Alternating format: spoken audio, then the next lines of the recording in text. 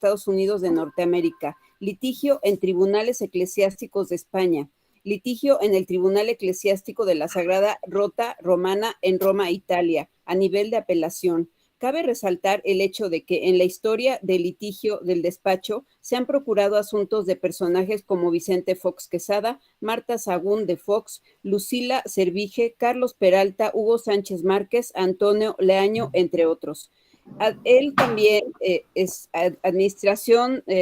obtuvo el cargo de Administración de Justicia en el Tribunal Eclesiástico Metropolitano de México de 1983 a la fecha, en donde lleva a cabo las actividades de procuración de asuntos como abogado y procurador canónico, juez de segunda instancia del año 2002 al año 2003, juez de primera instancia del año 2006 al año 2009. En el ramo de la docencia y academia ha sido profesor de distintas asignaturas en la Universidad Panamericana, en la Universidad Iberoamericana, en el ITAM, en la Universidad Anáhuac y en el ESDAI, en diferentes etapas de las siguientes materias: derecho canónico, derecho matrimonial canónico, derecho procesal matrimonial canónico, teoría general de las obligaciones, contratos civiles, contratos mercantiles, filosofía del derecho, filosofía política, ética profesional, ética empresarial, deontología jurídica e historia del derecho universal. Fue profesor de tiempo completo en la Universidad Iberoamericana, Universidad Panamericana y de medio tiempo en el ITAM. Su nivel académico: fue director de la Facultad de Derecho en la Universidad Anáhuac durante 3 años. Fue director de la Escuela de Relaciones Internacionales de la Universidad Anáhuac durante 2 años. Fue director del doctorado en Derecho en la Universidad Anáhuac durante 2 años. Fue director de la maestría en Ciencias Jurídicas en la Universidad Panamericana durante 8 meses. Fue director de maestría en Derecho Judicial en la Universidad Panamericana durante 8 meses. Actualmente ejerce el cargo de coordinador de vinculación profesional del Departamento Académico de Derecho del ITAM. En el ramo de la investigación y publicaciones, él escribe en el Anáhuac Journal, Escuela de Derecho, Universidad Anáhuac del Sur. También en el Anáhuac Journal, Escuela de Derecho, Universidad Anáhuac del Sur, volumen 2 y volumen 1, número 3, en el otoño del 2001. El tema del Tribunal Eclesiástico Indio-Cesano de México, colección canónica del Tribunal Eclesiástico. Dux in Veritate, Universidad Anáhuac de México Sur, perspectiva de la antología de la sexualidad matrimonial en el 2008. Él ha escrito diversas publicaciones sobre derecho matrimonial canónico en la revista Ars Luris, en la revista Barra Mexicana, Colegio de Abogados, y en la editorial Marcial Pons de Madrid, México, Buenos Aires, Sao Paulo. Coordinador del libro Temas Selectos de Derecho Canónico, publicado por el Instituto de Investigaciones Jurídicas de la Universidad Nacional Autónoma de México. Autor del libro Derecho Matrimonial Canónico, publicado en la editorial Tirant du Blanche en noviembre de 2016. Autor del libro La Reforma Procesal del Romano Pontífice Francisco, publicado en la editorial Tirant du Blanche, junio 2020. Autor del libro Las medidas canónico-penales contra la pederastia eclesiástica, publicado en la misma editorial en julio 2020. Premios internacionales: Best Paper Award en la ciudad de Padua, Italia, con un escrito sobre la Junta de Directores en la promoción de inversiones en compañías públicas en el 2007. El Premio Internacional Best Paper Award en la ciudad de Rotenberg, Alemania, con un escrito sobre comercio electrónico internacional 2008. Estancias internacionales. Fue calificado como el mayor alumno en los años 2004, 2007, 2010, 2013 y 2016 en el segundo, tercero, cuarto, quinto y sexto curso para los operadores de derecho procesal en los tribunales eclesiásticos en la Universidad Pontificia de Santa Croce, Roma, Italia. Organizador y ponente del primer Congreso Internacional de Derecho Canónico celebrado en México del 26 al 31 de enero de 2014 en las sedes de la UNAM, UP y UANL. Y finalmente, coordinador de vinculación profesional del Departamento Académico de Derecho del Instituto Tecnológico de México. Doctor Juan Pablo Alcocer Mendoza, sea usted bienvenido a esta Universidad Marista. Muchísimas gracias, Ana María Valladolid, por la lectura, que te has de haber cansado y te ha de haber dolido ya la garganta. Pero pues ustedes me dan luz verde y yo comienzo. Sí, doctor, pues Sí. después de leer este impresionante currículum, que de verdad es un honor tenerlo con nosotros, doctor, y sobre todo con este tema, causales psíquicas y emocionales para la nulidad del matrimonio eclesiástico. Doctor, tiene usted la palabra. Al final, por favor, vayan haciendo sus preguntas y cuando termine el doctor de hacer su ponencia sobre este tema, se las iremos haciendo al ponente y poco a poco iremos sacando todas esas preguntas. Doctor, adelante, por favor. Bueno, primero que nada, buenas tardes a todos, al público. Qué bueno que se interesaron en este tema. Yo soy exalumno de los hermanos maristas de primaria, de secundaria y de preparatoria. En la Universidad Marista aprendí dos cosas. La primera, aprendí a estudiar muy bien. Eran épocas en donde los hermanos maristas nos exigían estudiar muy bien y teníamos que sacar muy buenas calificaciones. Y segundo, la base de mi fe desde el punto de vista católico, puedo también decir que varios de los hermanos maristas, sobre todo en la secundaria y en la preparatoria, fueron mis consejeros para que yo empezara a tener el don de la fe y desarrollarlo. Hoy, evidentemente, ese don ha venido modificándose, se ha venido ajustando, porque después de 40 años de trabajo y de litigio y de lecturas eclesiásticas, sobre todo para los tribunales de la iglesia, pero también para mis libros, pues evidentemente he venido variando algunas situaciones de manera importante y me he convertido en un hombre muy crítico de la ignorancia, muy crítico de quienes no estudian y muy crítico de mis contrarios que en algunas ocasiones escriben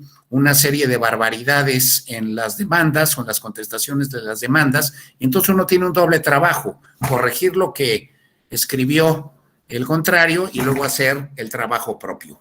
Pero bueno, son gajes del oficio y son rayitas al tigre. Vamos al tema.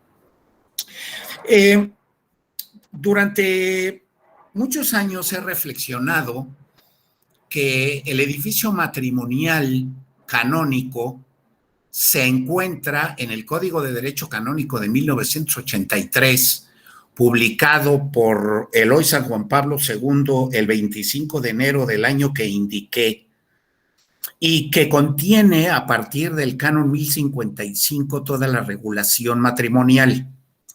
Pero son 4 los cánones más importantes que vienen a regular la figura del matrimonio por la iglesia. En primer lugar está el canon 1055, que viene a sintetizar lo que fue un canon muy discutido en el Código Pío Benedictino de 1917 sobre los fines del matrimonio. Ese canon de 1917, el canon 1013, decía que los fines del matrimonio eran la procreación y educación de la prole y la ayuda mutua y el remedio a la concupiscencia.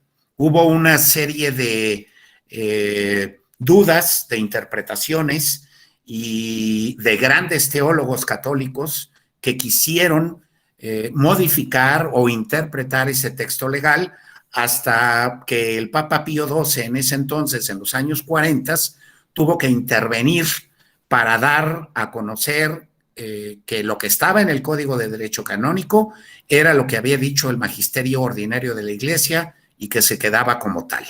¿Esto qué deriva? Deriva al 1055. El 1055 ya es un canon mucho más sencillo. ¿Por qué? Porque el canon 1055 habla de los fines, pero ya habla diciendo que son 2. El bien de los cónyuges, en primer lugar, y la procreación, la generación y educación de la prole.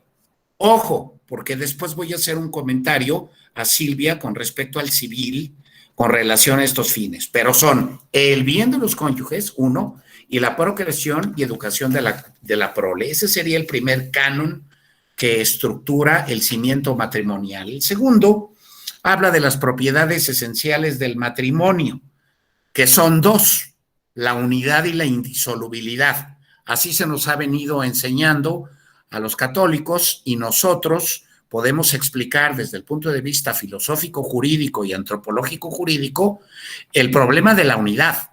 Pero el problema de la indisolubilidad es de las cosas más complicadas para explicar desde el punto de vista filosófico. Desde el punto de vista de fe, no. ¿Por qué? Porque pareciera ser un dato, ya es un dato revelado, precisamente desde la época de Jesucristo. Entonces, el matrimonio es uno, indisoluble y elevado por Cristo a la dignidad de sacramento. Ese canon viene a encerrar el problema de la indisolubilidad. Pero hasta hoy, en todas mis investigaciones en México y en Europa, no he encontrado una razón filosófica que me venga a sostener la indisolubilidad matrimonial. Insisto, no es una razón de fe, es una razón de razones, de juicio crítico. Pero bueno, luego viene otro canon que les dije, que es el 1057, pues que el matrimonio lo produce, ¿qué? Pues el consentimiento, el sí quiero y sí me comprometo a unirme contigo para toda la vida en matrimonio.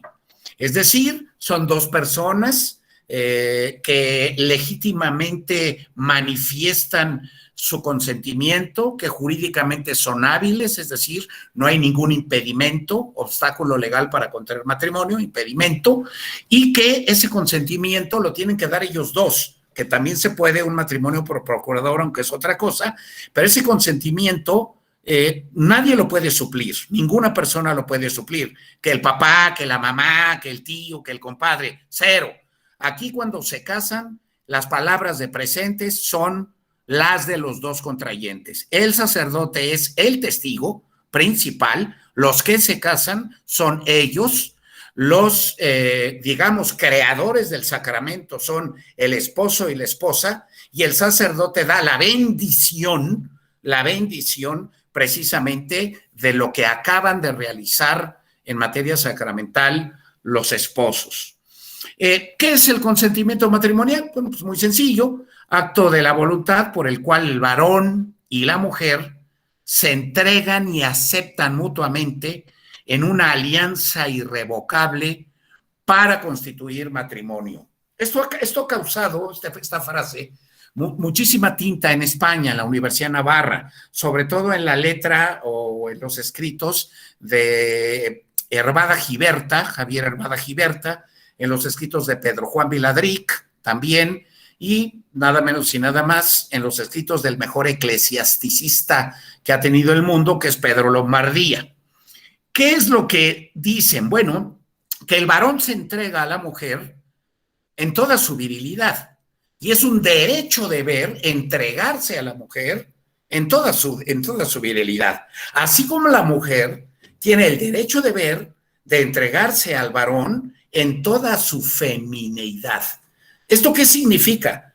Que es una voluntad exclusiva, ¿verdad?, que de ambas personas unen esa voluntad para conformar el fedus. ¿Qué es el fedus? Foedus, la alianza, el pacto matrimonial, el cual, como ya vimos, es único e irrescindible.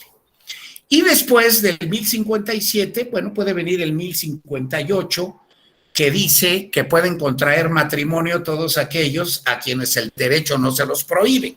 Es una norma general muy interesante porque el derecho contiene una serie de prohibiciones que son las llamadas limitaciones al ius connubii. ¿Qué es esto del ius connubii? El ius connubii es el derecho natural que tiene toda persona para poder contraer un matrimonio válido, ilícito, ¿verdad? Entonces, todos pueden contraer matrimonio a quienes el derecho no se los prohíbe. ¿Y en dónde los prohíbe?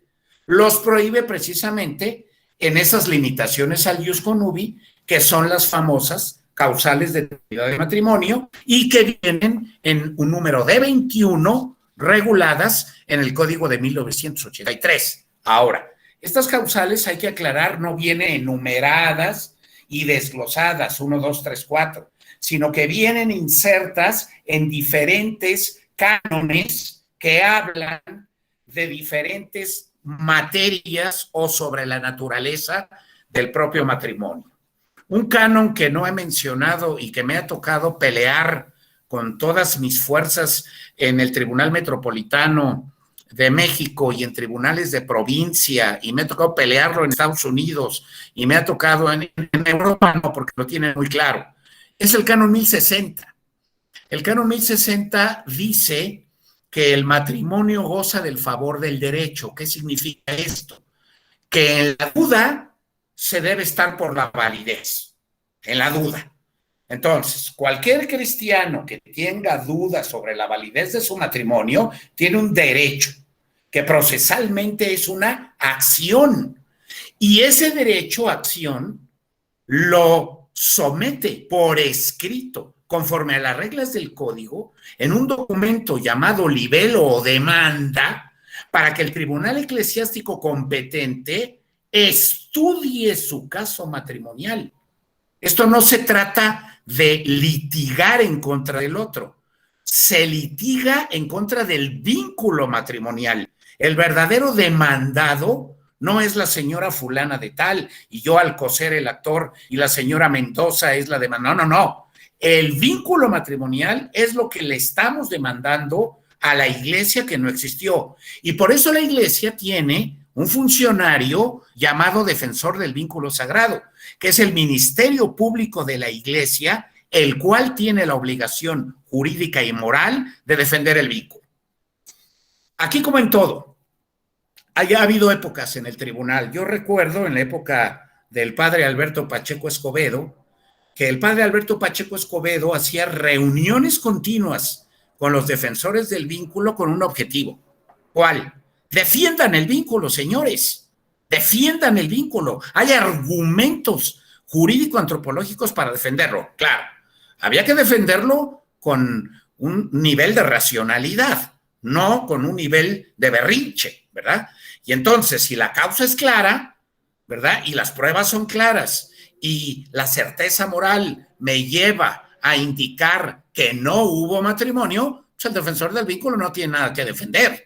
Y entonces se utilizan las palabras que utiliza la instrucción llamada Dignitas Connubii del año de 2005, enero del 2005, ya Juan Pablo II estaba en el Gemelli, ya muy, muy enfermo, pero se publica esta instrucción hablando concretamente de la labor que también tiene que hacer el defensor del vínculo, de la labor que tienen que hacer los abogados, de la labor que tienen que hacer los jueces eclesiásticos. Es un vademecum que tenemos que tener en nuestro escritorio quienes trabajamos en esta materia.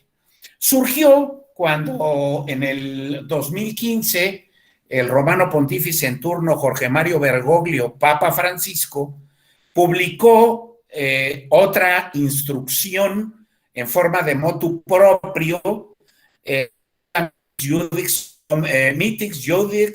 Dominus Jesus, que en esa instrucción viene un procedimiento que es ante el obispo y que es el procedimiento, digamos, rápido para sacar una nulidad de matrimonio rápida.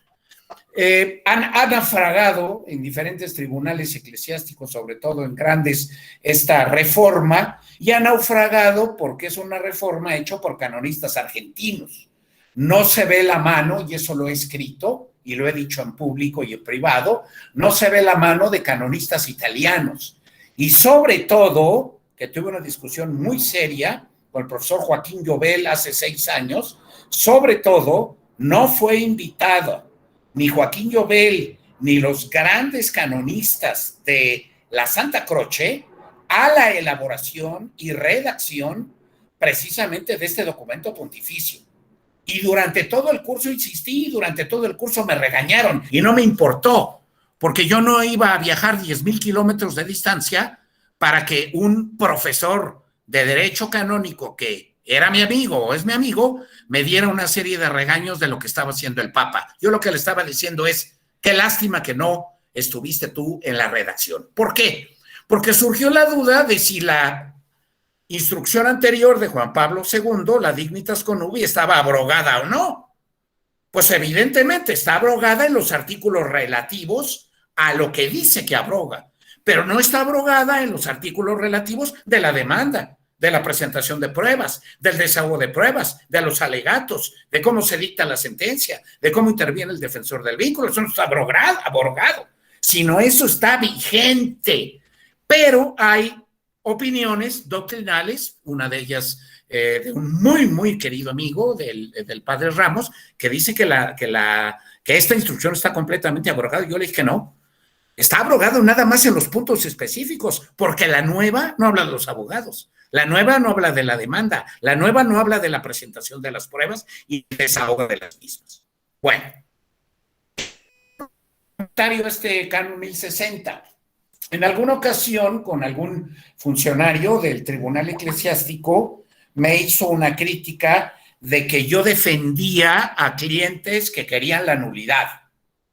Canon 1481 al 1490 del código. Pero también me criticó que yo defendía a clientes que pretendían mantener la presunción de validez. Muy sencillo, le contesté, no has leído la doctrina española. En la doctrina española dice claramente que al abogado se le contrata para dos cosas. Una, o pide la nulidad, o dos, coadyuva con el defensor del vínculo. ¿Para qué? Para defender la validez del matrimonio y hacer y cobrar vida con el canon 1060. Y me voy a la parte medular.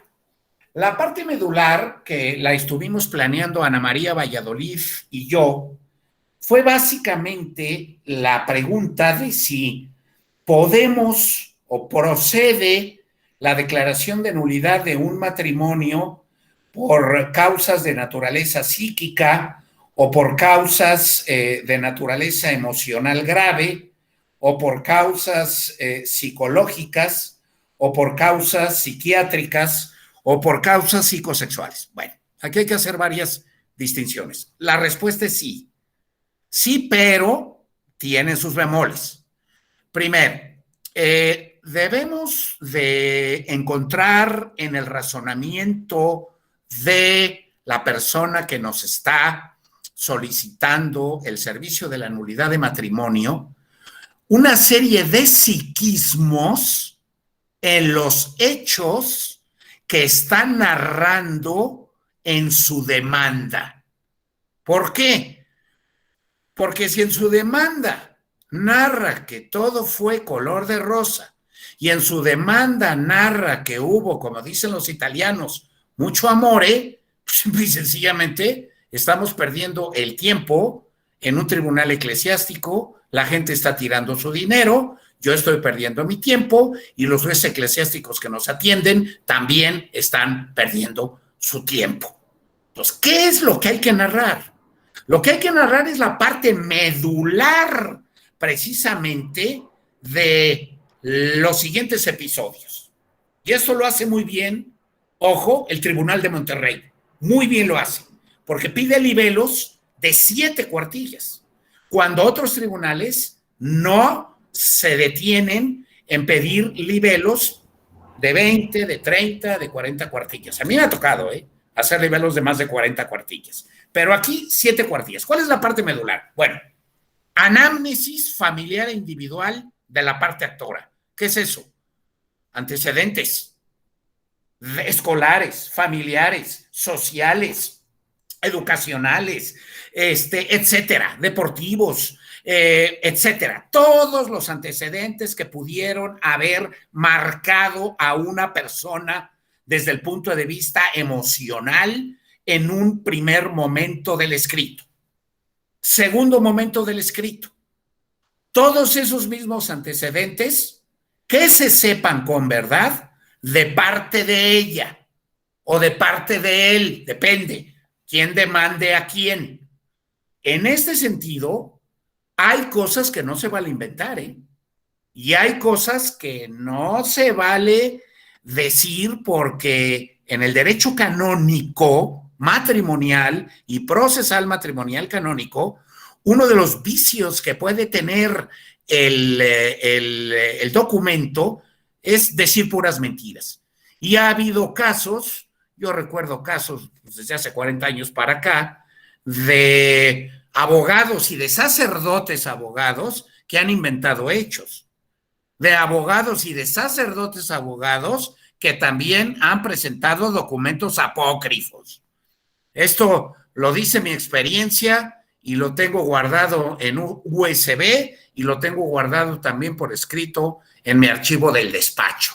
Las cosas como son, como son.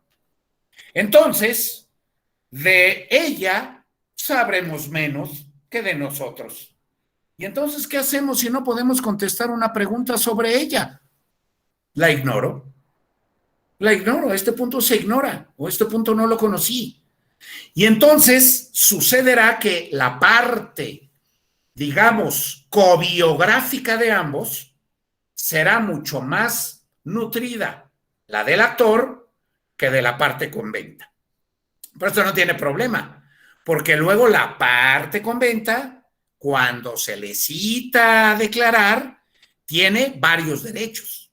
Primero, tiene el derecho de excepcionarse de la acción que ha ejercido la parte actora. Y aquí las excepciones son todas. Cuando a mí me ha tocado contestar demandas, hay veces que meto 50, 60 excepciones, con que una pegue. Y excepciones del código y excepciones derivadas de la vida matrimonial.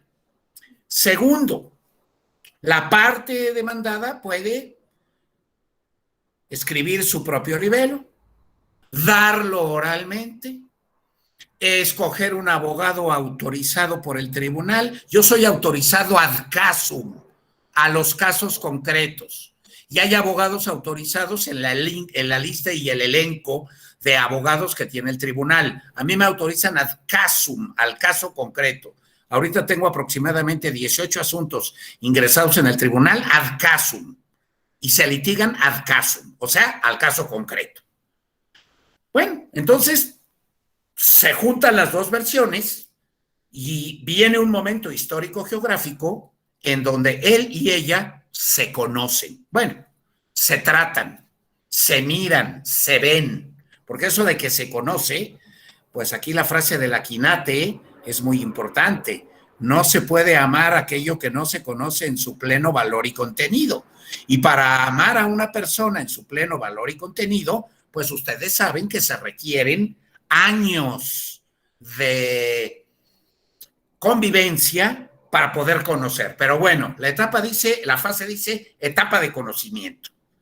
¿Cómo la conociste? ¿Cuándo la conociste? ¿Por qué la conociste? ¿Quién te la presentó? ¿Tú te la ligaste? ¿Qué fue lo que pasó? ¿Qué te cayó gorda? ¿Te cayó flaca? ¿Qué no te gustó? ¿Sí te gustó? ¿Te gustó su personalidad? ¿No te gustó su personalidad? ¿Tenía novio? ¿Tú tenías novio? Etcétera. Será todo un digamos, movimiento circunstancial de lo que esa persona en el momento de conocer a la otra le está sucediendo. E igual, por parte de ella o de él, dependiendo, ¿verdad? Si ha tenido varios novios, si ha tenido experiencias sexuales prematrimoniales, si tiene una mamá codependiente y codependiente ella de la mamá, si en un momento determinado ha habido durante la etapa de crecimiento de alguno de los dos algún problema de tipo psicológico, psiquiátrico, psicosexual o emocional grave, etcétera. Entonces tenemos ya a los dos cuadros dibujados y pintados, él y ella, y al cuadro en donde histórica y puntualmente, geográficamente, se ven. Después de ahí, se supone que inician una amistad. Hay veces que, y en México es muy usual, que esa amistad es muy corta, porque a las 3 semanas de esa amistad, ¿qué es lo que está pasando? Pues a las 3 semanas de esa amistad, uno de ellos le dice al otro, oye, ¿quieres ser mi novia, sí o no? Y si no lo dice de manera expresa, lo hace de manera tácita, le da su primer beso en la boca. O alguna sensación de cariño en donde le da a entender de manera tácita que quiere ser su novia o su novio. Y entonces ahí deriva una cuarta etapa, que se llama el noviazgo. En esa etapa del noviazgo dentro del libelo, la parte, y esto lo dice también el Tribunal de Monterrey, curiosamente, la parte debe de narrar los peores momentos vividos durante la etapa del noviazgo. Yo he tenido infinidad de clientas y de clientes que cuando le empiezo a preguntar cómo fue su noviazgo y que me lo califiquen aritméticamente o que me lo califiquen antropológicamente, dicen, no, hombre, fue de 9. Y no, hombre, pues si éramos la pareja del siglo, le dije, no, hombre, pues entonces, mucho gusto y buenas tardes, que pase el siguiente o la siguiente persona, no tienes nada que hacer en una nulidad. ¿Qué es lo que hay que buscar?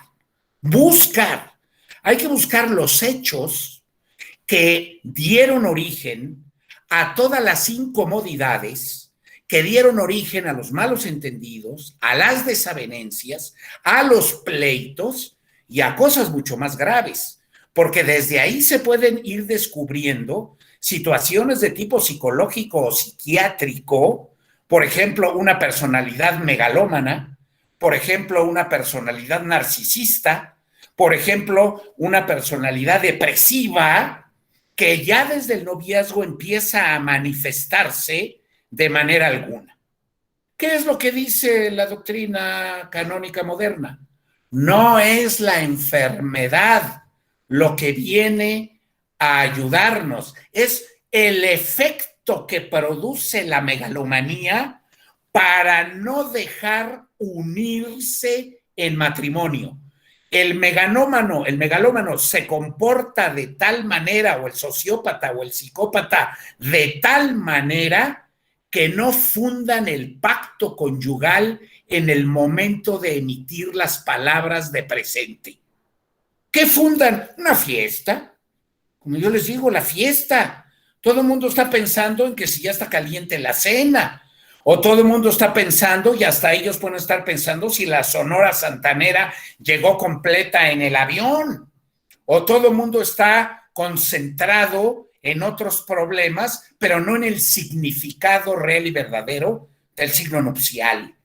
En ese sí te quiero y sí me comprometo contigo para toda la vida, en el ritual en donde dice que la salud y la enfermedad, etcétera.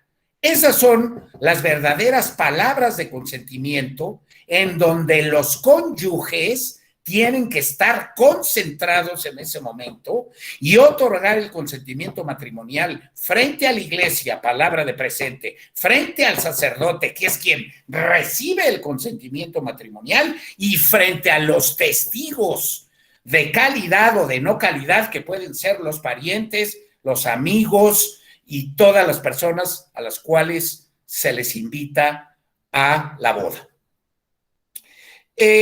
Entonces la etapa del noviazgo es muy importante, porque la etapa del noviazgo puede darnos semilla, puede darnos génesis, puede darnos germen de que una determinada boda no fue tal, sino que hubo en un momento determinado o algún vicio del consentimiento, o se manifestó algún impedimento, o se manifestó una falta de forma canónica que impidió que ese matrimonio fuera tal. Hace algunos años, de esto ya tiene mucho, hace como 20 años, cuando nos invitaban a una boda, yo siempre decía, yo ya no voy a bodas. Y se lo comenté en alguna ocasión al hoy rector de la Anáhuac, al padre Cipriano Sánchez, que es muy amigo mío. Ya no voy a bodas. Y me decía, ¿por qué? Porque todas son nulas, o la mayoría son nulas. En el año 1981 yo tuve un profesor de Derecho Canónico, el padre Miguel Villoro Toranzo, ilustre jesuita e ilustre maestro de introducción al estudio del derecho, filosofía del derecho, teoría del derecho, y a mí me dio Derecho Canónico, en donde a la edad de 22, 23 años que yo estaba haciendo mi tesis de licenciatura, me dijo con toda claridad, qué bueno que te vas a dedicar a esto, porque la mayoría de los matrimonios en México son nulos. Años después, en la Santa Croce, con los profesores de la Santa Croce, no recuerdo si fue Héctor Franceschi o Miguel Ángel o Miguel Ángel Ortiz, que también manifestaron una frase muy similar. Hay que estar muy pendientes del momento inicial del matrimonio, porque si no, la mayoría de los matrimonios del mundo católico pueden ser nulos. Ahora, claro, está el canon 1060. El matrimonio goza del favor del derecho, es decir, es válido mientras no se pruebe lo contrario por autoridad competente. Entonces, ahí está. ¿Hubo consentimiento de entrada? Sí. Se presupone sí. Entonces, hay que probar que ese consentimiento no fue suficiente, o hay que probar que ese consentimiento matrimonial estuvo resquebrajado o que de plano no existió en el momento de las palabras de presente. Luego vienen los preparativos de la boda, en donde depende mucho y aquí se lo digo con todas sus letras, depende mucho de la clase social de las personas que se están casando. Y aquí meto la cuña a los diversos sacerdotes que celebran matrimonio porque lo hacen deprisa, no platicaron con los novios, tienen 2 o 3 bodas después de esa, no han estudiado su derecho canónico a profundidad, y etcétera, etcétera, y etcétera. Muchísimo, y me ha tocado, o sea, no estoy hablando de cuentos, sino estoy hablando de expedientes de mi despacho. Y cuando nos toca un sacerdote que no le pone ganas a lo que le tiene que poner ganas, cuando la iglesia es mater et magistra, madre y maestra, pues ahí puede provocar confusión en el llamado pueblo de Dios, que es como le llama el Código de Derecho Canónico a los fieles, a la grey católica. Puede provocar confusión. Entonces, todos esos preparativos se recomienda que estén, si va a ser una boda de 1,200 invitados o si va a ser una boda de 100 invitados, que siempre se esté conforme a lo que dice el código, la instrucción Dignitas Connubii, es decir, que haya una pastoral correcta, sea que se case un poderoso, un potentado, sea que se case una persona que no tiene precisamente esas posibilidades socioculturales y socioeconómicas. Después de preparativos de boda, básicamente pasamos en el escrito a lo que es la boda religiosa. Yo en mis múltiples escritos de boda religiosa he señalado lo que se llama el ambiente de conciencia frente al altar. ¿Qué es eso? El ambiente de conciencia frente al altar es qué pensaban ellos cuando se estaban casando. Y estamos aquí a nivel racional.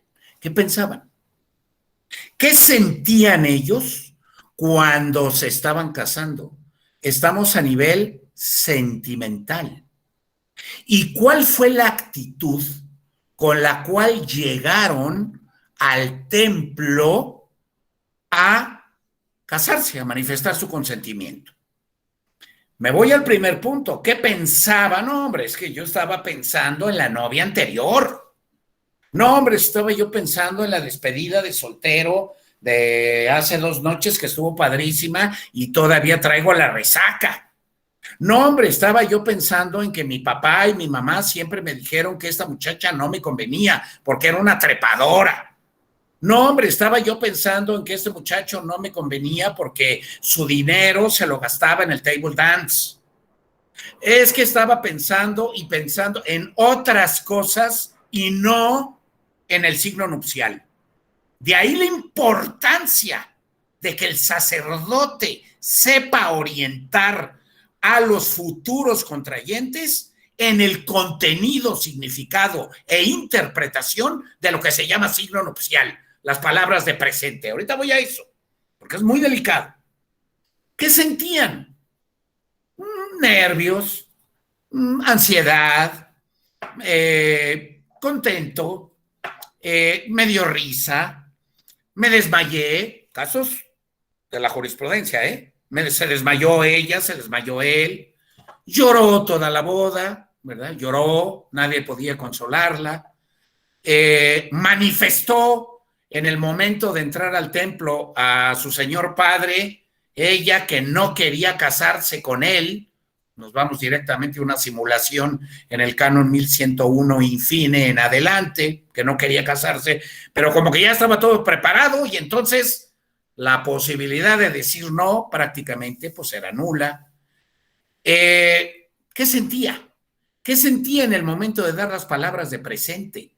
Se le cayó el anillo, se le cayeron los dos anillos. Son hechos que hay que ir concatenando, construyendo juicios antropológicos, jurídico-antropológicos, para hacer un estudio verdadero y profundo de qué es lo que pasó en ese momento. Les cuento algo. A la fecha, ese momento que está en los libros de los autores más importantes de derecho canónico de España y de Italia, no se acaba de entender. Y a la fecha se encuentran libelos todavía que en el momento inicial del matrimonio, el del dar el consentimiento, dicen que todo estuvo perfecto y que los problemas empezaron 3 años después. Pues ese matrimonio es válido. Ese matrimonio no cabe que se declare ab inicio, desde el inicio, su nulidad y o inexistencia. Pero estamos entre seres humanos. Y a mí me ha tocado pelear, ya tengo barba blanca, bigote blanco, ya me quedé sin pelo, me ha tocado pelear y he seguido peleando en otros tribunales, que el momento inicial del matrimonio es lo que produce matrimonio. Cito las palabras de Paolo Bianchi, vicario judicial de Milán, de Lombardía, en donde claramente en sus clases de la Santa Croce dice: si la problemática de impedimentos, de vicios del consentimiento, de falta de forma canónica, no se presenta en el momento inicial de matrimonio, sino se presenta 2 años después, ese matrimonio es un matrimonio fracasado, no es un matrimonio susceptible de ser declarado inexistente o nulo. Hago una aclaración a los abogados, que creo que ya lo dije. La inexistencia, la nulidad absoluta, la nulidad relativa, eso no existe en el derecho canónico, por el origen germánico y por el origen hebreo. Aquí, o hubo matrimonio o no hubo matrimonio. Aquí, o fue válido o fue inválido. O fue existente o fue inexistente. Y ante la duda, canon 1060. Nada más que hay veces que es muy sencillo y es muy cómodo que el canon 1060 a mí me tiemble la mano, ¿verdad? Y entonces no lo haga valer. El defensor del vínculo no lo hace valer, o el abogado no lo hace valer, el canon 1060, y la otra parte está insistiendo en que el matrimonio es bueno y le tiembla la mano al turno, y entonces declaran una nulidad que nunca debieron haber declarado. Apelación. De inmediato la apelación. El problema de la apelación es que en México la apelación no funciona. Entonces hay que apelar al Tribunal Apostólico de la Rota Romana con todas sus consecuencias. Consecuencias que esto se va a tardar. Ahorita tenemos una causa en apelación, la única que tengo en apelación, antes tuve como 5, ahorita tengo una, en donde en primera instancia 3 votos a favor de la validez, en donde yo defendía al cliente. La abogada se enojó, se fue a Roma, contrató abogado. ¿Quién sabe qué hicieron? Y declararon, tiraron la sentencia del Tribunal Mexicano y declararon una nulidad por una cantidad de causales que no cabían en el código. Bueno, muy sencillo. Yo le hablé a la hija del mejor abogado romano, Alexandra Gulo, y le dije: las cosas están así. Alejandra Gulo dijo: perfecto. Se presentó una apelación en la Rota Romana y vamos caminando. Con respecto a cómo es la apelación, de inicio a fin se vuelve a estudiar, a proponer pruebas, a desahogar las mismas, a establecer los alegatos y a llegar a una sentencia. ya llegaron a una sentencia. Y la sentencia segunda de apelación de la Rota, esa ya es inapelable. Y vamos en el camino de ganar el asunto.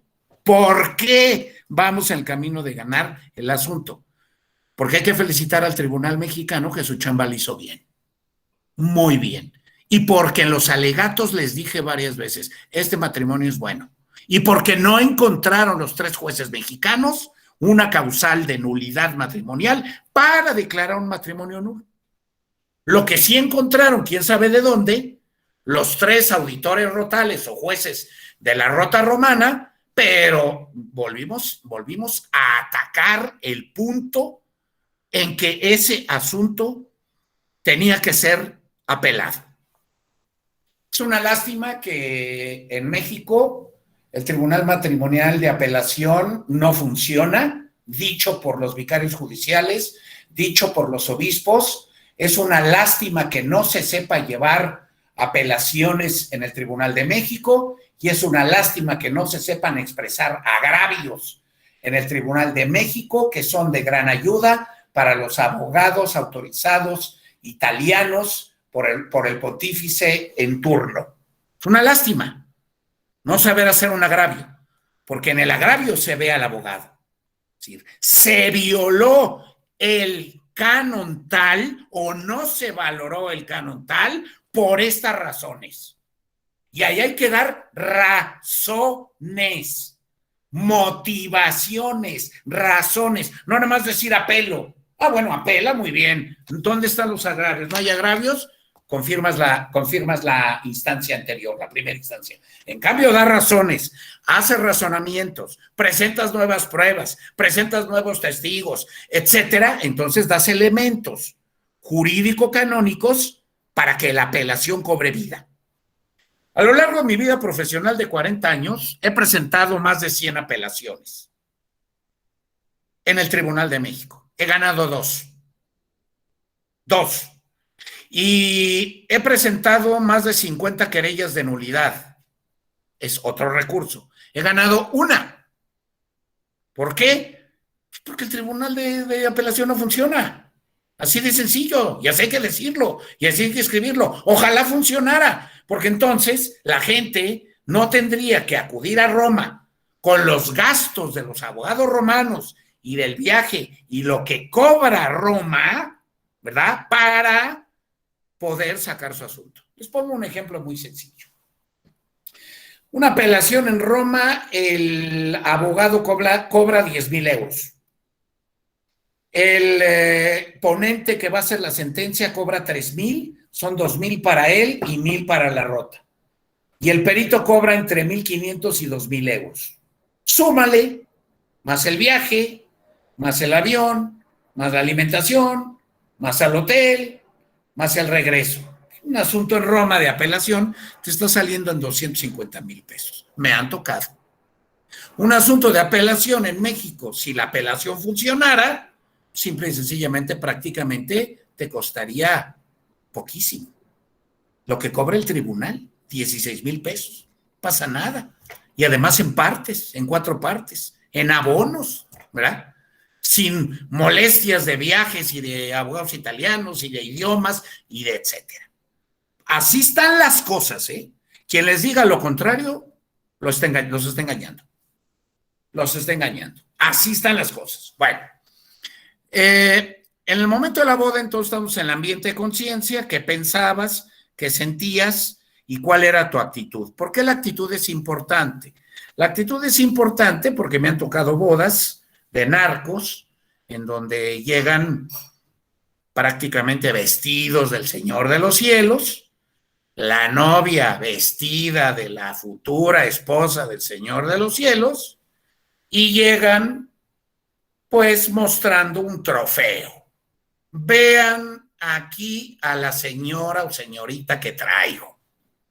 Y ella, dicen, vean aquí a don Vicentillo que traigo, ¿verdad? Y aquí es una boda de 2,000 personas y hay todo lo que quieran. Todo lo que quieran. No hay que cerrar los ojos, ¿eh? Quien cierra los ojos se queda como estatua, de sal, quien mira para atrás. Y quien mira para atrás es inerte, no sirve para nada. Una vez superado esto y escrito esto, bien definido, viene la cuestión del banquete, que puede ser el banquete, cena, comida, pero en el banquete pueden suceder muchas cosas. En el banquete la gente puede tomar de más y pelearse. El novio puede emborracharse. La novia puede llorar y también emborracharse con sus amigas. Situación que me ha tocado vivir es que las amigas, estando junto al baño de señoras y el baño de hombres al lado, oyeron decir al novio que se había casado por interés y por la lana que ella tenía. Evidentemente, se armó la de Dios, se armó un Cristo, ¿verdad? Y ese matrimonio de inmediato empezó a resquebrajarse. Entonces hay que tener cuidado también en el banquete. Y aquí no hay recetas. Es decir, si las dos personas se respetan y las dos familias se respetan, bueno, pues habrá un banquete sin problemas. Pero si las dos familias no se respetan y las dos personas ya llegaron al matrimonio con un noviazgo fracturado, con un noviazgo calificado de altibajos o con altibajos o accidentado, ¿verdad? Pues evidentemente esto se va a ir reflejando. Dicen que hay dos cosas que en el mundo no se pueden ocultar, el amor y el dinero. Se tengan o no se tengan, no se pueden ocultar. Y aquí se trata del amor. Después del banquete viene la noche de bodas. La noche de bodas abarca varios temas canónicos. Y uno de los temas canónicos que abarca es la consumación del matrimonio. La consumación del matrimonio básicamente tiene dos ejes junto con la luna de miel, que ahorita paso a ella. El eje de la consumación, del cobijo, del amor, de ya estar juntos, de empezar una nueva vida, de que realmente los diferentes tipos de amores, que son varios, Wojtyla es un maestro ahí, Javier Hervada es un maestro ahí, Viladric es un maestro ahí al narrarnos todos los tipos de amores que existen, bueno, se va dando. O no se da. Me doy cuenta que no te quiero, me doy cuenta que me equivoqué, me doy cuenta que no debí de haberme casado contigo. Fue el peor error que pude haber cometido. Estamos hablando de la noche de bodas, jóvenes.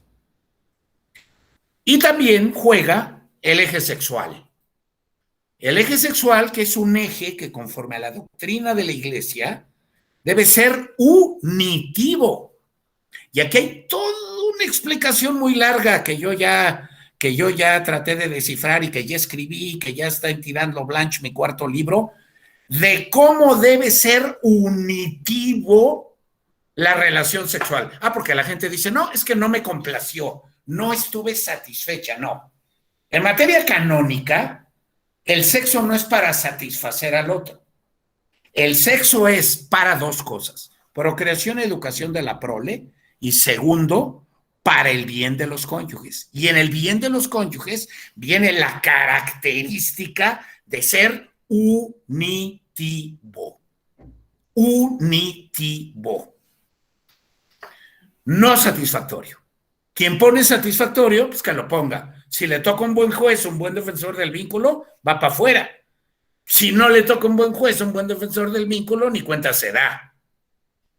De ahí viene la luna de miel. Miren, en la luna de miel suceden una serie de acontecimientos muy curiosos. La luna de miel también gira en dos rieles. En la luna de miel se empiezan a demostrar las personalidades de cada uno, el carácter, el temperamento, la honorabilidad, la religiosidad, quién es quién, ¿verdad? El aspecto familiar. Se empieza a demostrar también si verdaderamente llegaron enamorados o no. Y se empieza a demostrar también, ojo, la capacidad desde el punto de vista psicológico y psiquiátrico para poder llevar a cabo los actos relativos a la generación de la prole. ¿A qué tema me refiero? Hombre, pues me estoy refiriendo al tema de la impotencia masculina o femenina. Actos propios generativos para tener hijos. Si el acto no se da, hay un problema de impotencia masculina o femenina, que es diferente a un problema de esterilidad, porque en la esterilidad el acto propio para la generación de la prole puede ser absolutamente completo, pero por un acto del hombre, ¿verdad?, que no tiene la culpa, o de la mujer, no tiene los elementos orgánicos necesarios, espermatozoides, óvulos, líquido seminal, espermatozoides muertos, lentos, pocos, deformes, los óvulos igual, en donde no pueden concebir, pero hay un problema de esterilidad, pero sí pueden llevar a cabo los actos relativos a la procreación de la prole, consumaron su matrimonio, ¿verdad? Consumaron su matrimonio, si los pueden llevar a cabo. Un estéril o un estéril contrae inválidamente, no. ¿Por qué? Porque la esterilidad no parte de la voluntad o de la libertad del sujeto, sino la esterilidad es un problema orgánico. En cambio, la impotencia es todo un problema que habría que analizar y que ver que tiene que ser antecedente y perpetua. Antecedente y perpetua. Antecedente la boda y perpetua desde el punto de vista que no es curable.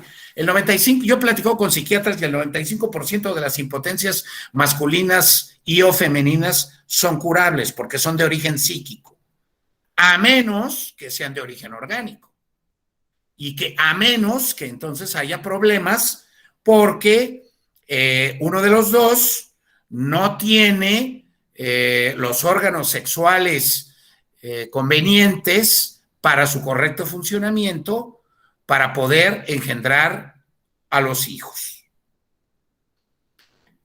Tiene otras características la luna de miel, desde una luna de miel de 3 días hasta una luna de miel de 1 mes, desde una luna de miel en Acapulco, en Cuernavaca, hasta una luna de miel en Luxemburgo, o en París, o en Viena.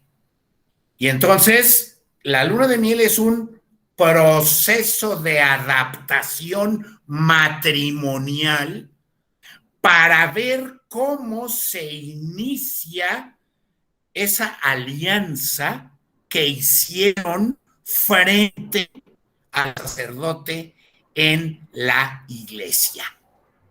Ahí está.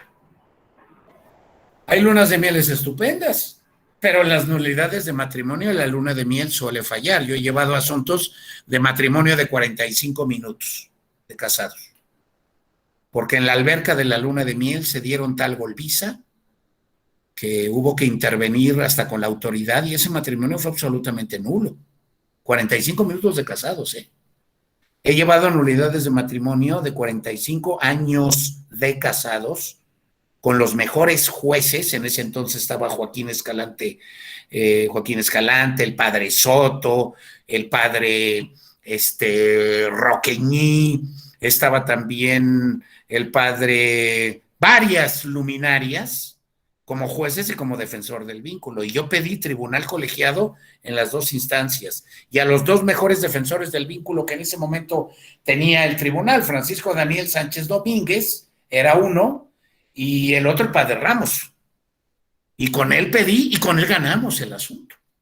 Después de, oye, entonces, ¿qué pasó en 45 años? Todo y nada. Jurídicamente nada, ¿eh? ¿Hubo convivencia? Sí. ¿Hubo hijos? Sí. Hubo lo que tú quieras, pero jurídicamente no hubo matrimonio. Oye, no es posible. No, sí es posible. Sí es posible. Porque estamos en presencia de una antropología diferente a la materia civil. Así las cosas, hay que estudiar muy bien la luna de miel y hay que narrar en el escrito todos los problemas graves, graves. No narrar el problema de me viste feo, no narrar el problema de que los frijoles están fríos, no narrar el problema de que no calentaste las tortillas. No, no. Aquí son problemas absolutamente graves. Es decir, graves en el sentido desde el punto de vista emocional, graves en el sentido en que no son capaces de soportar la presión psicológica que produce el casarse por la iglesia. Jóvenes, la iglesia impone, no es el civil, ¿eh? La iglesia impone. Y viene a imponer una serie de situaciones, de deberes y de obligaciones que habrá que cumplir una vez que estamos casados. Derecho de ver a la ayuda mutua, derecho de ver a las relaciones conyugales en fidelidad, derecho de ver a la procreación de la prole, derecho de ver a la educación de la misma. Y hay una serie de derechos y deberes, una lista en numerus apertus, en número abierto, que ha venido el Tribunal de la Rota Romana enlistando y que se ha venido pasando al Papa en turno para ver si esa irregularidad grave es o puede ser una causal de nulidad de matrimonio. El Código de 83, en el Canon 1095, ya trae las incapacidades psíquicas. Un matrimonio que 2 años vive como matrimonio, es muy bueno, pero de repente a él le gustó la profesora de yoga. Le gustó la profesora de yoga. Y entonces empiezan los problemas en el matrimonio y entonces viene el divorcio, viene la separación, viene el divorcio y luego de la separación y el divorcio solicitan la nulidad. No, momento. Que no te tiemble la mano, porque si se demuestra que los 2 primeros años fueron buenos, ahí no hay nulidad, Estás casado o casada para siempre, aunque te guste la profesora de yoga, con ella o con él. Igual acá le gustó el profesor de tenis y los 3 primeros años fueron buenos, pero el profesor de tenis se mostraba muy varonil con ella y etcétera. Y entonces viene la separación, viene el divorcio y luego se pide la nulidad. Ese matrimonio no es nulo. Ese matrimonio es... Y el defensor del vínculo sagrado debe de decirlo desde el inicio del procedimiento. No lo dicen. No lo dicen. Y debe de decirlo antes de que se dicte sentencia. Y tiene derecho a apelar la sentencia que el tribunal de primera instancia ha dictado. Me ha tocado ver muy poco eso. Muy poco. O sea, muchas nulidades. Muchas nulidades, ¿no? Pocas no nulidades. Pocos matrimonios válidos. Bueno, esto también tiene una ratio iuris, No creas que el tribunal declara nulidades por declarar nulidades. Declara nulidades porque los matrimonios son nulos. A menos que estemos hablando de un tribunal irregular, que a mí no me ha tocado litigar afortunadamente en un tribunal irregular. Me ha tocado litigar en tribunales que conocen el código y me ha tocado tratar con jueces, mujeres, Carla, Jacaranda, Marta, etcétera, que son unas auténticas fieras para aplicar el derecho procesal matrimonial canónico. Y aquí viene el problema, el Canon 1095, las incapacidades. Hay 3.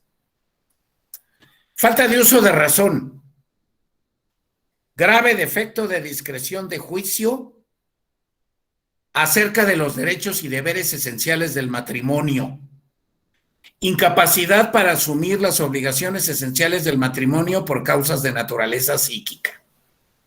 El primer parágrafo, poco usado, es muy sencillo.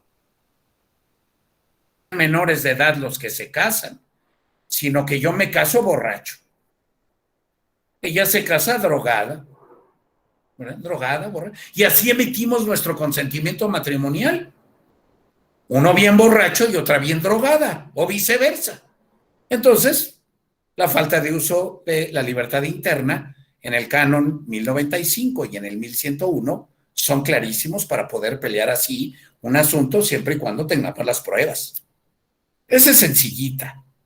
Luego viene lo que la gente llama inmadurez grave. ¿Qué es eso? Es la falta de mentis discretio. ¿Qué es eso? Es la falta de madurez para ver, percibir y valorar a qué voy casándome con ella. Vuelvo a repetir, ver, percibir y valorar a qué voy casándome con ella. Ahí está la discreción de juicio. Por eso es falta grave de discreción de juicio. ¿Acerca de qué? Pues voy con ella, ¿para qué? Para la ayuda mutua, para tener los hijos, para educarlos, para guardarle fidelidad, para hacer un matrimonio para... Ahí están los derechos y deberes. Pero hay gente que no es capaz de verlos o de entenderlos. Y cuando no se es capaz de ver o de entender por una causa psíquica y se prueba en juicio, el matrimonio debe resultar nulo y debe declararse nulo.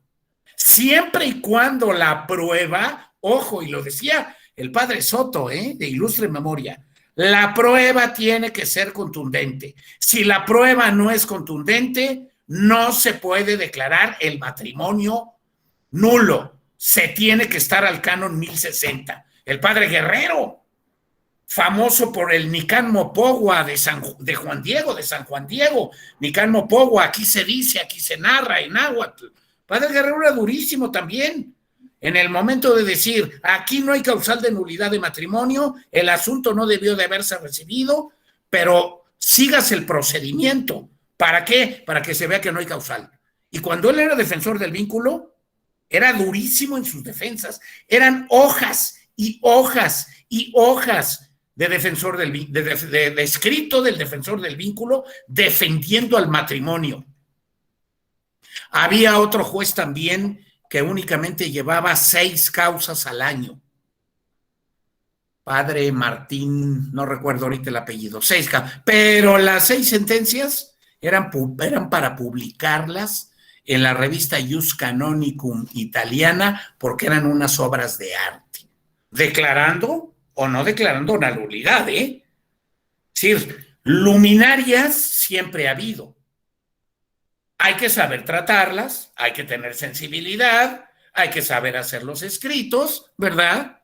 No hay que pelearse, simple y sencillamente hay que ponerse a trabajar. Ese es el segundo párrafo, pero ese es el benigno. Y es un terreno gelatinoso. ¿Por qué es gelatinoso? Porque necesito comprobar que en el filo del consentimiento matrimonial, en ese filo, la falta de discreción de juicio grave no estuvo. O sea, no me pude dar cuenta, no supe, no quise darme cuenta, las dos, a qué iba con Mercedes o con Adrianita o con quien sea para contraer matrimonio. Esta causal es muy usada y es muy abusada de abuso en todos los tribunales eclesiásticos del planeta. Porque entonces cualquier problema de inmadurez se quiere plantear como grave, se plantea la nulidad y se le pide al tribunal que declare la nulidad cuando la inmadurez no es grave. De ahí la labor tan importante de los peritos psiquiatras, del tribunal y de los peritos privados en tiempo no sospechoso para que hablen sobre la personalidad del cliente, ¿verdad? Para que apliquen pruebas, que hay más de 500 pruebas, la PPS, la Machover, las frases incompletas, etcétera, pruebas que tienen un objetivo: medir capacidad intelectual y capacidad emocional en las personas para ver si contrajeron válidamente o no. Y luego me voy al tercer párrafo, que es la causal, digamos, dura. Incapacidad para asumir, ¿qué? Las obligaciones esenciales del matrimonio. ¿Cuáles son? Ya las dije. Ayuda mutua, fidelidad a una persona, procreación de los hijos, etcétera. Soy incapaz. ¿Pero por qué soy incapaz? Por falta de objeto. ¿Cuál es el objeto en el matrimonio? Las personas que se casan. Y entonces una de ellas o las dos se casan completamente enfermos. No puedo decir nombres, pero completamente enfermos. Ratificado por tribunales europeos. Histericismos, narcisismos, sociopatía, psicopatías, ahí están, que no permitieron que hubiera alianza en el momento de contraer matrimonio. Y se prueban con periciales. Una causa de nulidad de matrimonio emocional, psicosexual, psiquiátrica, psicológica, el perito de conformidad con el artículo 209 de la instrucción Dignitas Connubii tiene que pedir obligatoriamente el peritaje. Y si no lo pide, hay que solicitar una querella de nulidad al juez, el juez diciéndole: te falló, compadre, y no pediste lo que dice el 209 cuando estás obligado en una causa psíquica a pedirlo. Está vigente el 209. Se utiliza también en Roma, nada más que de otra manera, porque Roma tiene no la aplicación de la Dignitas Connubii, sino las normas especiales creadas para la rota romana. Así las cosas, vuelvo a repetir, no es la enfermedad, sino los efectos que produce la enfermedad en el momento de casarse. Y no somos ingenuos, ¿eh? Nadie es inmaduro de un día para otro. Ya llegaste con un grado de inmadurez. Nadie es incapaz de un día para otro. Ya llegaste al matrimonio desde el noviazgo con un grado de incapacidad para poder hacer matrimonio válido y sano. Ya llegaste con ello. No es que me volví incapaz, hombre, qué cómodo. Te volviste incapaz. No, señor. Aquí nadie se vuelve ni inmaduro, grave, ni incapaz. Aquí ya traes la inmadurez o la incapacidad. Y esto es muy sencillo, porque las pruebas, como se van desahogando, ¿verdad?, van dando los elementos a los jueces para que los jueces en un momento determinado puedan producir certeza moral en sus conciencias de la situación. Y ojo, hablo de certeza moral. ¿Qué es la certeza? Filosóficamente, lo que es. La certeza es lo que es. Nada más que aquí tiene un calificativo. Lo que es moralmente hablando. Entonces, el juez que no tiene certeza moral no está dictando una sentencia de nulidad de matrimonio conforme al derecho procesal y matrimonial canónico. Si tiene duda el juez, ahí está el canon 1060. Mi vida, señores y jóvenes, la he construido 40 años en esta materia y me doy perfectamente cuenta cuando las personas en su narración te están engañando, te están diciendo la verdad, te están presentando pruebas verdaderas, te están presentando pruebas falsas, y cuando el juez te tiene animadversión. Es mutuo, es mutuo. No seamos ingenuos. Si te tiene animadversión, pues tú se la tienes al cuadrado. Es mutuo, no seamos ingenuos. Lo mismo sucede en otros litigios. No cerremos los ojos a lo que es. ¿Quién descubre estas causales? Bueno, de entrada, quien recibe a la persona, que puede ser un abogado procurador, o que puede ser ahora, no sé, una serie de ayudantes que tiene el tribunal, ¿verdad? Y entonces descubren si hay causal. Pero ojo, en ese descubrimiento no se basa el proceso. El proceso en sí mismo nos va dando si tu clínica procesal fue exacta en el momento en que recibiste por primera vez a la persona. Y dos, las pruebas. Por eso es muy divertido presentar contrapruebas, porque la persona dice que sí hubo nulidad y tú le dices, no es cierto, no hubo nulidad. por esto, por esto, por esto. Entonces, ¿de qué estoy hablando? De moralidad del juez, de certeza moral del juez. Por eso las causas de nulidad de matrimonio suelen ser lentas. Dice Carlos Morán Bustos, vicario judicial de Madrid, miembro del Opus Dei, miembro exalumno de la Santa Croce. Él lo dice en uno de sus libros. Las causas de nulidad de matrimonio se tardan por culpa de los jueces.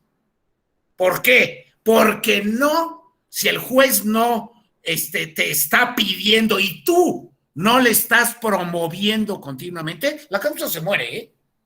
Pero Carlos Morán Bustos, quien merece todos mis respetos y ha sido mi maestro, lo dice claramente y lo tengo citado en uno de mis libros. Entonces, también, evidentemente, un abogado pues está chicaneando el asunto, ¿verdad?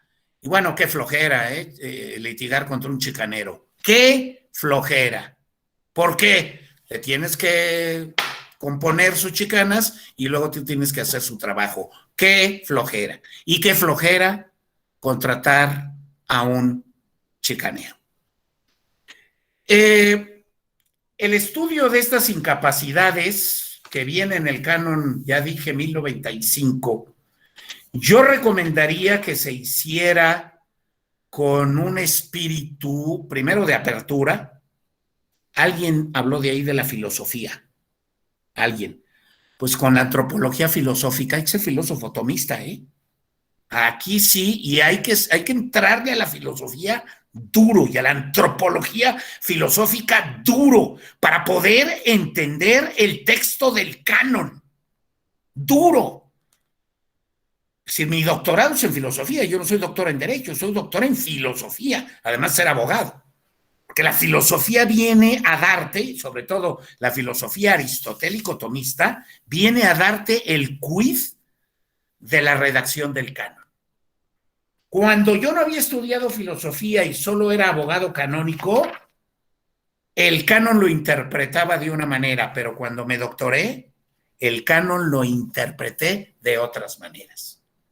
De otras maneras. Hay mucha tinta en materia de incapacidades.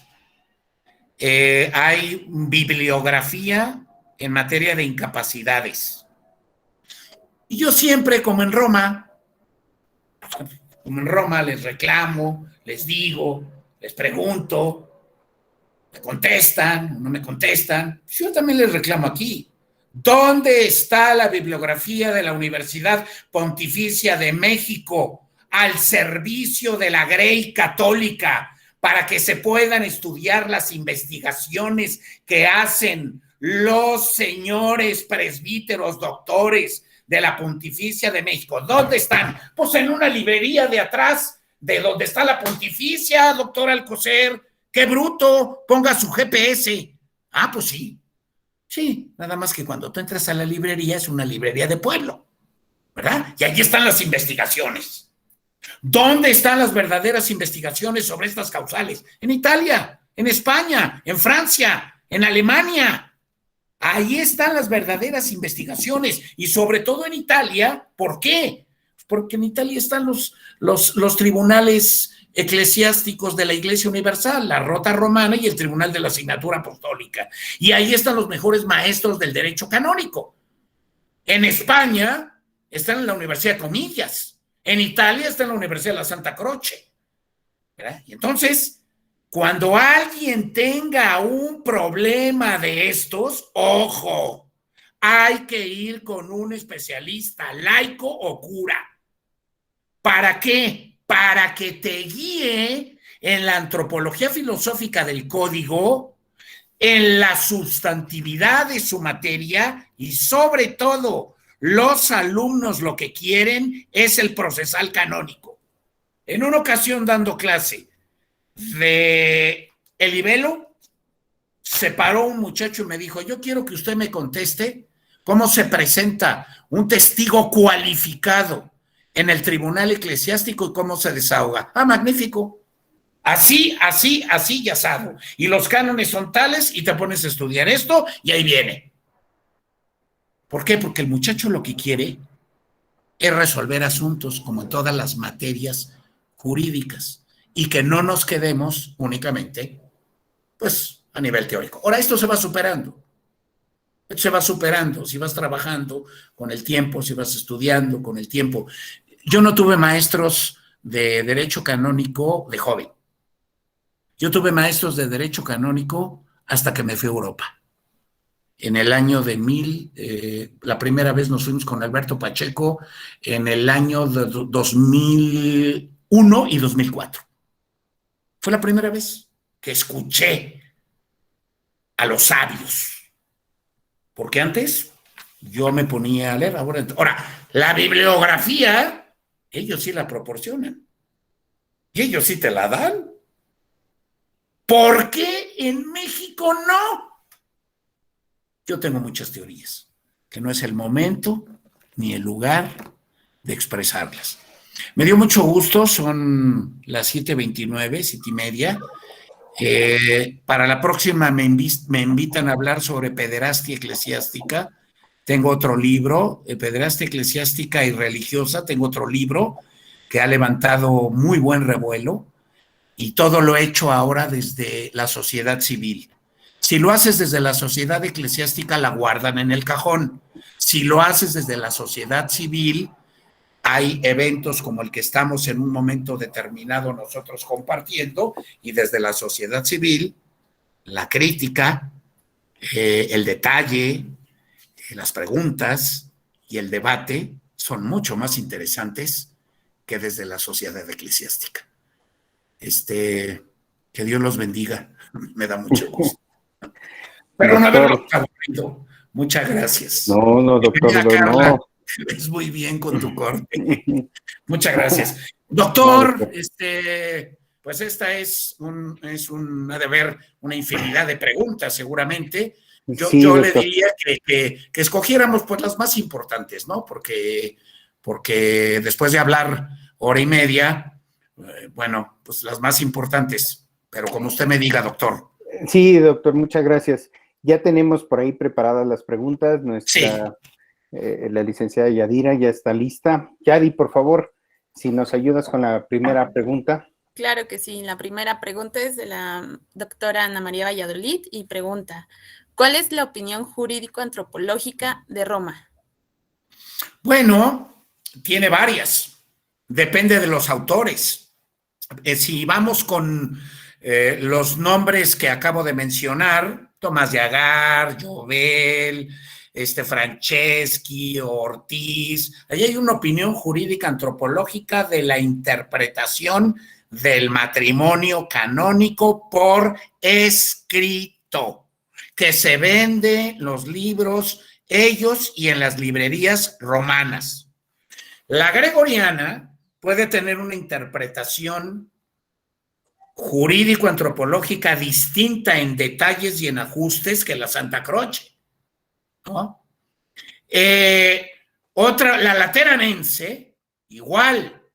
Comillas en España, de jesuitas, igual. Puede haber. Entonces, ¿cuál es la opinión de Roma? Depende del tema. Ahora, la opinión de las incapacidades de Roma viene en la jurisprudencia, clarísima. Clarísima, ahí está en la jurisprudencia. Soy de los últimos mohicanos, porque siempre que voy los molesto y les digo que por qué no traducen la jurisprudencia de Roma al castellano, si tenemos papa de habla hispana. Y eso se lo pregunté a Stankiewicz, quien era el decano de la Rota Romana, y salió con una cosa muy curiosa. Me dijo, pues hay que ir a los liceos en su país que dan latín y aprender 3 años de latín, porque no vamos a traducir nada. Pues fue abuchado. Y yo aplaudido, por un sentido. Aquí no hay liceos de latín. Y además, ¿quién los va a pagar? Y no hay liceos de latín. Se necesita urgentemente la traducción de la jurisprudencia de Roma al castellano. Está traducida al inglés, pero no está traducida al castellano. Y ahí viene precisamente la respuesta de Ana María. También en la doctrina, pero más en la jurisprudencia. Gracias, doctor. De nada. Gracias. Muchas gracias. Me parece que es un comentario de Araceli Navarro que dice, si hubo coacción, amenazas o chantaje para que se lleve a cabo un matrimonio, al consumirse y tener hijos ya no procede la nulidad. Bueno, depende. Si hubo presión o chantaje, no importa que haya consumación de hijos, Los hijos no son producto del matrimonio. Los hijos son producto de la unión de un hombre y de una mujer, estén casados o no. Entonces no es la causa los hijos del matrimonio. 1. 2. ¿Puedo probar la presión y el chantaje, la falta de libertad interna, etcétera, en un tribunal? Sí. Pues aunque hubiera consumación, ese matrimonio puede ser declarado nulo, porque la consumación lo que viene a hacer es a completar la realidad jurídica del consentimiento, lo que se llama el matrimonio rato, que es el matrimonio que los cónyuges están dándose frente a la iglesia, sí te quiero, sí te acepto, etcétera. Y luego viene la parte complementaria, que es la consumación. Pero si en el rato hubo presión, ese matrimonio puede ser puesto en tela de juicio, estudiado, probado, y ya el juez canónico será el que nos diga si declara o no la nulidad. Sí. Siguiente pregunta, Yari. Ok. Alexis Eduardo Moncada pregunta, ¿cuál es la razón del bajo nulo rendimiento del Tribunal Mexicano? Y tiene una segunda pregunta en donde pregunta, ¿en qué librerías puede encontrar sus libros? Sí. Te contesto la segunda, Tirando Blanche. Te metes a la página de Tirando Blanche y escribes libros escritos por el doctor Juan Pablo Alcocer y ahí van a salir 3 libros. El derecho matrimonial canónico, la reforma procesal del Romano Pontífice Francisco y las medidas canónico-penales de la pederastia eclesiástica. Ya está otro en prensa ahorita, que es un debate jurisprudencial que se dio en Roma en el año de 1970. Pero ese es otro problema que ya estoy tratando. Yo no, ¿cuál fue la primera? ¿Cómo dijiste? Porque no me quiero equivocar. ¿Cuál es la razón del bajo nulo rendimiento del Tribunal Mexicano? Que yo tenga noticia, no hay un bajo y nulo rendimiento. Eso yo nunca lo dije, y está grabado. Yo dije que lo que no funcionaba era la apelación, pero yo nunca dije que el tribunal tuviera un bajo o nulo rendimiento. Es más, como litigante canónico, claro, la pandemia nos ha pegado a todos, y también al tribunal y a la iglesia. Bueno, no hay bodas, las iglesias están cerradas, las causas de nulidad de matrimonio en los tribunales han caído en un 70% en el país y en Europa. Entonces, si quieres que contestemos así, pues la pandemia. ¿Por qué? Porque las ganas de sacar los asuntos ahí están, los jueces ahí están, escalonados, pero ahí están con sus conocimientos. Entonces, yo no hablaría de bajo o nulo rendimiento, hablaría de que no hay apelaciones, que es otro tema. Me parece que Alexis, quien hizo la pregunta, tiene un comentario. Sí. Primero que nada, pues gracias por tomar mi palabra. Es un gusto poder escuchar esta ponencia. Y tiene razón, me equivoqué al formular mi pregunta. Más bien, mi raciocinio era más respecto a esa diferencia de la que usted habló, de tener que trasladarse a otro continente para solucionar este conflicto. Más que nada, esa era mi pregunta, pero la plasmé mal. Es decir, tú preguntas entonces por qué no funcionan las apelaciones en el Tribunal de México. Bueno, en primer lugar, porque no se ha instalado, esto me lo dijo Roqueñí un día, Antonio Roqueñí, no se ha instalado la infraestructura suficiente de jueces y de defensores del vínculo y de notarios para tener un tribunal de apelación como lo tienen los europeos. Entonces es un problema de estructura. Él me lo dijo, es un problema de estructura. Segundo, creo que han pasado muchos años como para no poder empezar a trabajar en ese problema de estructura. Y esto yo se lo dije unas 20 o 25 veces a Alberto Pacheco Escobedo. Dije, no es posible que el Tribunal de México no tenga un tribunal de apelación. Así te lo digo. Yo sí se lo dije. Adelante. Muchas gracias. Muchas de nada. La doctora Verónica Rojano escribe: Doctor Juan Pablo, gracias por su estupenda ponencia. Mi pregunta es, ¿qué pasa cuando un matrimonio católico, durante la vida conyugal, alguno de los dos cónyuges cambia de religión y pretende que el otro cónyuge deje su religión católica y se cambia a la que ahora él o ella practica? ¿Se podría nulificar el matrimonio por esa causa? No, porque hubo consentimiento matrimonial. A menos que no se pruebe que hubo consentimiento matrimonial, no se puede nulificar por esa causa. Acabo de estudiar toda la cuestión de la disolución del matrimonio en favor de la fe, que son una serie de reglas. Las acabo de estudiar hoy en la tarde. Y esa hipótesis factible o normativa que tú estás planteando, no porque hubo consentimiento.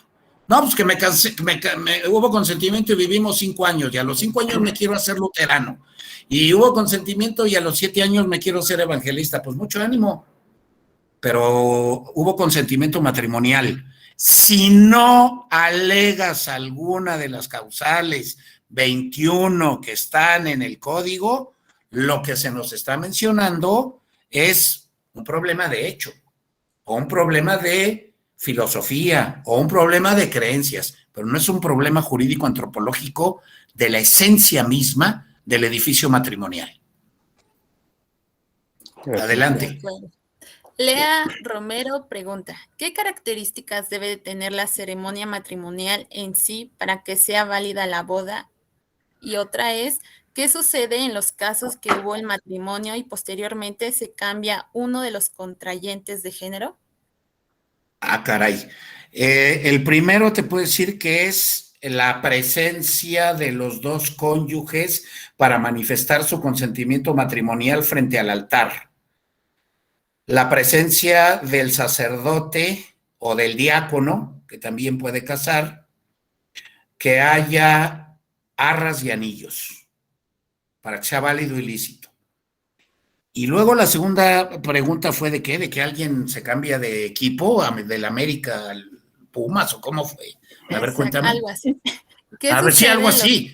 Sí. No, disculpe. ¿Qué sucede en los casos que hubo el matrimonio y posteriormente se cambia uno de los contrayentes de género?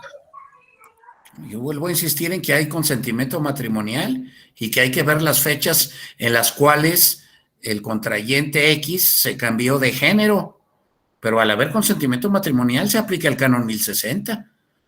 Y dependiendo del tiempo de casados que estuvieron, se cambia de género. Ahora, si se cambia de género a la semana de casados, bueno, entonces sí, estaremos en un problema de incapacidades psíquicas emocionales graves. Entonces sí podría plantearse el asunto por la gravedad que se tiene en el sentido de que se cambia de género. ¿Por qué? Porque no es lo propio del matrimonio católico. O sea, uniones puede haber muchas, que escojan otra unión, pero la unión católica tiene reglas, que respeten esas reglas. No me gustan, magnífico, vete a otra manera de pensar y mucho gusto, buenas tardes, ¿no? Pues así de simple. El matrimonio católico tiene reglas. No me gustan. Ánimo, no te vas a casar por la iglesia, no hagas una tontería. Cásate en una boda en la playa, en Pichilingue, en Acapulco, en donde la wedding planner es la sacerdotisa. Yo he estado, de un sobrino mío. Yo he estado. La wedding planner era la sacerdotisa. Y nos reunió en una herradura, y mi sobrino, que había yo llevado la nulidad de matrimonio perfectamente y que se declaró perfectamente en el Tribunal de México, quiso casarse ahora como polvo de estrellas, en el mar precioso, el sol cayendo, y hay una wedding planner que hablaba muy, muy bonito. Y entonces mucha gente me volteaba a ver y yo les decía, ¿y a mí qué me voltean a ver? Si el asunto no es mío, el asunto es de mi sobrino. Y había un cura, había un sacerdote ahí que no dijo absolutamente nada. Pero eso se los dejamos a ellos. Claro. Sí. Diana Laura Juárez pregunta, si los 3 primeros años son buenos y después se presentan situaciones de violencia doméstica entre cualquiera de los cónyuges, ¿qué procede con la unión? El matrimonio es válido porque los 3 años fueron buenos y procede que se vaya ante la autoridad civil a denunciar la violencia intrafamiliar. La iglesia, en este sentido, puede prestar una pastoral de ayuda, pero el matrimonio es válido. Perfectamente válido y es bueno. Lo que sucede es que vinieron problemas posteriores al consentimiento matrimonial, ¿verdad? A dificultar el uso de la libertad de la que habla Juan Pablo II, el uso de la libertad de cada uno. Porque dice Juan Pablo II, no cualquier problemita me lleva a la nulidad, no, es el uso de la libertad el que me va a llevar a la causal o no. Ojo, síganle. El doctor Martín Michaus tiene 2 preguntas. Martín, amigo desde la licenciatura, amigo en Devasham, colaborador mío del ITAM. A ver, Martín, dime. ¿Se han abusado de las causas de nulidad? ¿Opera Sí. algún término de prescripción? Sí, se han abusado.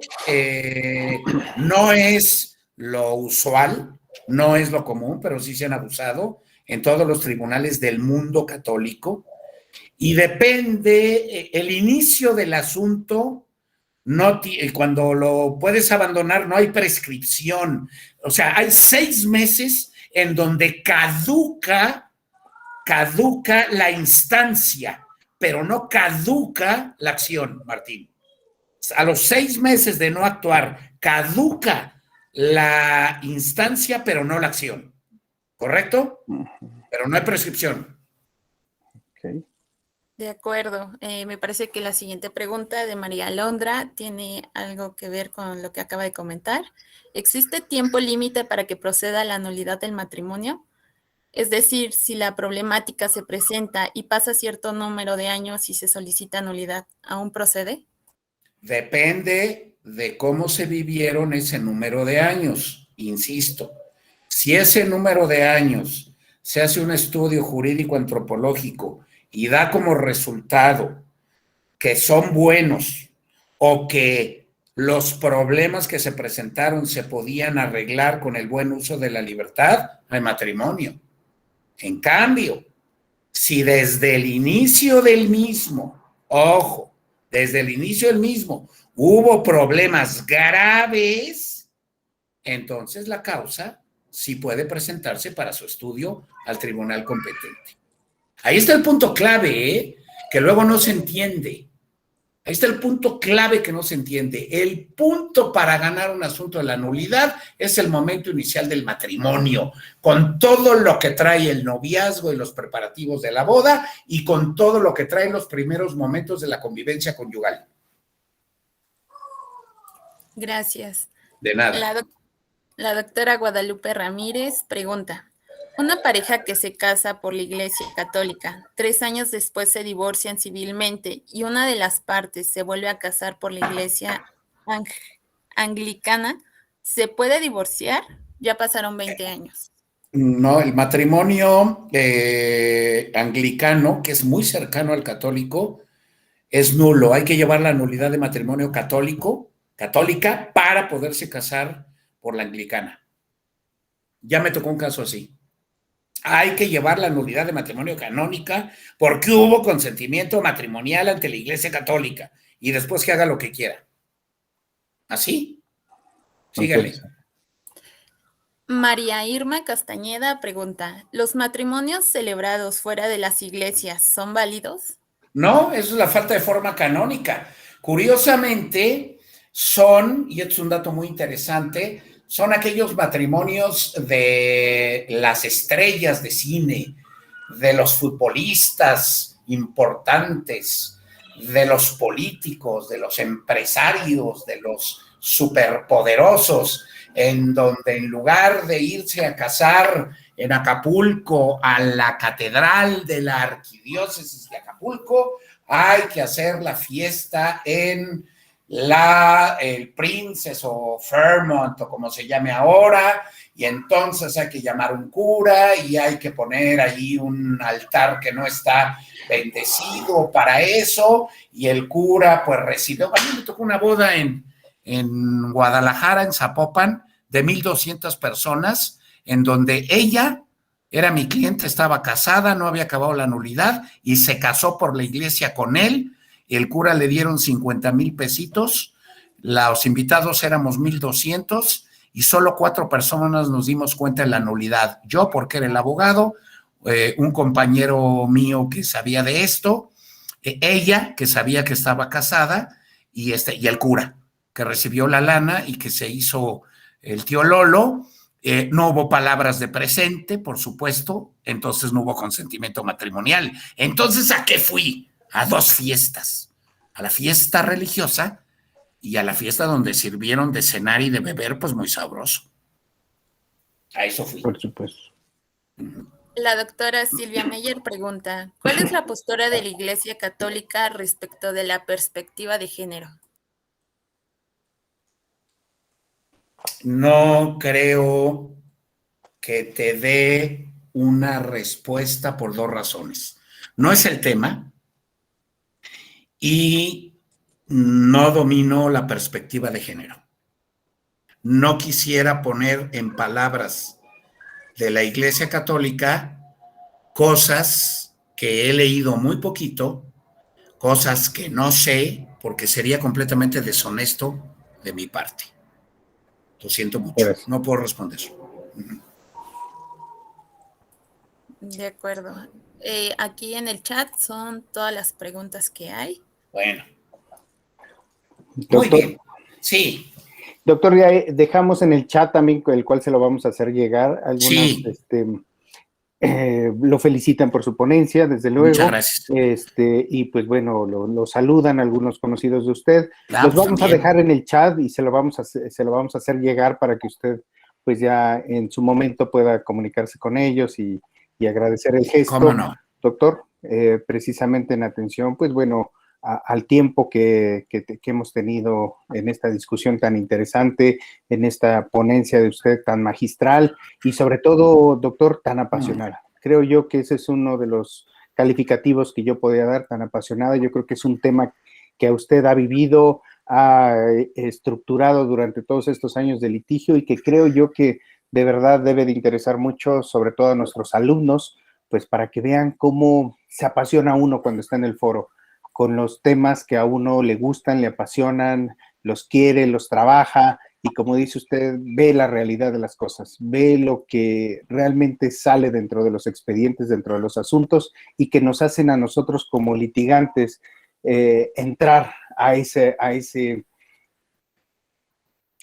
situación de los argumentos, a ese juego de los raciocinios, de las posturas, etcétera, y que son muy apasionantes. Muy bien. Desde mi punto de vista, son muy apasionantes. Mire, doctor, yo daría 2 recomendaciones a los alumnos. Primera, todo por escrito, porque es un proceso escrito. Entonces, todo por escrito para preconstituir prueba. Y segundo, si uno no está convencido de la nulidad o de la validez de un matrimonio, bueno, estudiarlo más a fondo, pedir otra opinión, consultar a los grandes maestros y de plano, si no hay claridad, no llevar el asunto. A mí me han tocado varias veces, no llevar el asunto, mejor no. O mejor le pido, por ejemplo, la opinión a Carla. A ver, Carla, ¿tú qué opinas de esto? Porque fue mi alumna y lo que sabe de derecho canónico, trabaja en el tribunal, ¿qué opinas? No, pues esto, pues yo aquello. Frente a la duda, Canon 1060, mejor no. Mejor. Exacto. Muy bien. Doctor, pues de verdad le agradecemos muchísimo su ponencia, le agradecemos mucho que haya pensado en nosotros como Universidad Marista. Siempre ha sido su casa, siempre será su casa. Sí, doctor, usted siempre será bienvenido. Y vamos a tomarle la palabra, vamos a ir preparando las siguientes ponencias. A lo de pederastia eclesiástica. Ese es un gran tema, bueno. Ese se va a poner gran tema, doctor. De verdad, agradecemos muchísimo, muchísimo su presencia aquí con nosotros.